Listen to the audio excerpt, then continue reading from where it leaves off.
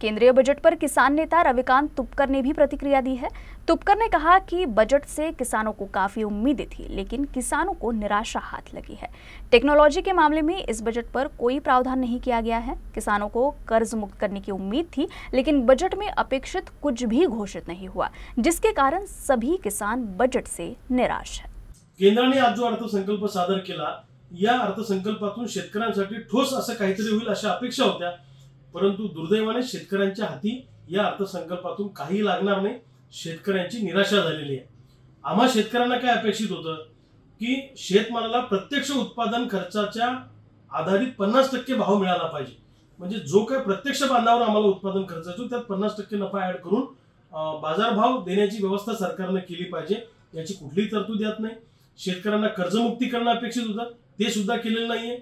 गावागावामध्ये शेतकऱ्यांच्या शेतापर्यंत सिंचनाच्या व्यवस्था राबवण्यासाठी ठोस असा निधी सिंचनासाठी देणं अपेक्षित होतं, पण तेही याच्यामध्ये झालेलं नाहीये। आणि शेतमाल साठवणुकीसाठी गावागावामध्ये गोडाऊनची योजना आणली पाहिजे आणि मिशन मोडवर आणली पाहिजे, परंतु त्याची तरतूद यामध्ये केली गेलेली नाहीये। हमी भावाचा कायदा करणं अपेक्षित होतं। हमी भावापेक्षा कमी दराने जर एखाद्या व्यापाऱ्याने खरेदी केली तर त्या व्यापाऱ्याला शिक्षा झाली पाहिजे, कठोर शिक्षा झाली पाहिजे। याचा कुठलाही कायदा याच्यामध्ये आणलेला नाहीये। नवीन तंत्रज्ञान आपल्या देशात शेतीच्या अनुषंगाने आणण्यासाठी काही तरतूद नाही। उदाहरणार्थ जीएम सोयाबीन ब्राझील आणि अमेरिकेमध्ये त्याचं जे सोयाबीनचं उत्पादन आहे ते एकरी 34 ते 44 क्विंटल होतं। जीएम सोयाबीनचं तेल हे सरकार आपल्याला खाऊ घालतं भारतामध्ये आयात करून, परंतु जीएम सोयाबीन लावायला आम्हाला परवानगी देत नाही। हा विरोधाभास आहे। तर जीएम सोयाबीन लावायला परवानगी देण्याची मागणी अनेक शेतकरी आम्ही करतोय, परंतु त्या दृष्टीने सुद्धा या अर्थसंकल्पामध्ये काही झालेलं नाहीये। यांनी असं म्हटलं की कापसाच्या जाती आम्ही विकसित करू, परंतु कापसाच्या भावाच्या संदर्भाने काहीच बोललेलं नाहीये।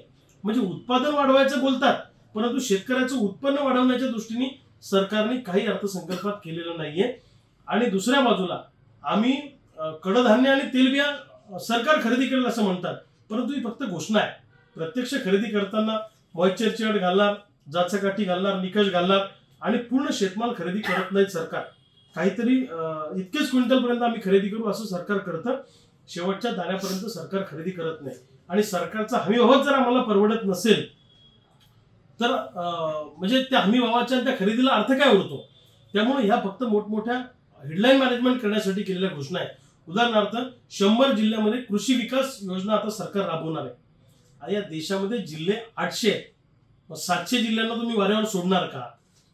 युरियाचे 3 ठिकाणी फॅक्टरी उभी करणार, अरे ते तर बेसिक गोष्ट आहे, ते तर केलंच पाहिजे।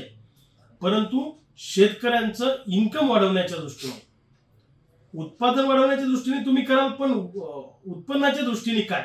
यामध्ये काही नाही। माझं तर म्हणणं असं आहे की अर्थसंकल्पामध्ये मोठमोठ्या घोषणा होतात, परंतु प्रत्यक्ष नंतर त्याचा कृती कार्यक्रम राबवला जात नाही। एकदा घोषणा झाल्या की नंतर कोणी मागे वळून त्याच्याकडे पाहत नाही। म्हणून 2014 पासून जेवढ्या काही घोषणा अर्थसंकल्पामध्ये झाल्या असतील त्याचं ऑडिट झालं पाहिजे। केलेल्या घोषणा आणि त्याची झालेली अंमलबजावणी यामध्ये मोठ्या प्रमाणामध्ये तुम्हाला तफावत दिसून येईल। त्यामुळे मला असं वाटतं पूर्णवेळ वीज, शेतमाल साठवणूक केंद्र, सिंचनाच्या सुविधा आणि प्रत्यक्ष उत्पादन खर्चावर आधारित 50% भाव या अनुषंगाने जर का या अर्थसंकल्पामध्ये काही केलं गेलं असतं तर मग आम्हाला बरं वाटलं असतं, परंतु या केलेल्या घोषणांच्या माध्यमातून शेतकऱ्यांच्या हातात काही लागणार नाही असं माझं स्पष्ट मत आहे।